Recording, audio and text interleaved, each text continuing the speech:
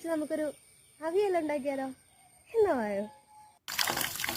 അധികം മൂപ്പെട്ടാത്ത ഇരുമ്പും പുളി കഴുകി വൃത്തിയാക്കി നീളത്തിലരിയണം.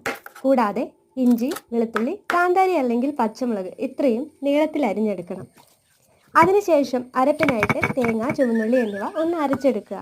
അരപ്പ് വെണ്ണ പോലെ അരയേണ്ട ആവശ്യമില്ല കേട്ടോ. അത് കഴിഞ്ഞ് ചട്ടി അടുപ്പത്ത് വെച്ച് അതിലേക്ക് ഇരുമ്പുളി, ഇഞ്ചി, വെളുത്തുള്ളി, കാന്താരി എന്നിവ ചേർത്ത് ഇളക്കുക. ശേഷം ആവശ്യത്തിന് ഉപ്പ്, മഞ്ഞൾപ്പൊടി, മുളക് പൊടി, മല്ലിപ്പൊടി എന്നിവ ചേർത്ത് ഇളക്കി യോജിപ്പിച്ച ശേഷം കഷ്ണം വരക്കിയ വെള്ളവും അരപ്പും ചേർത്ത് ഇളക്കി മൂടി വെക്കുക.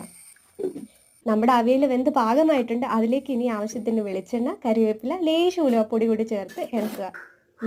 നല്ല മണം വരുന്നുണ്ട്. ലേശം പുളി കൊടുക്കുക.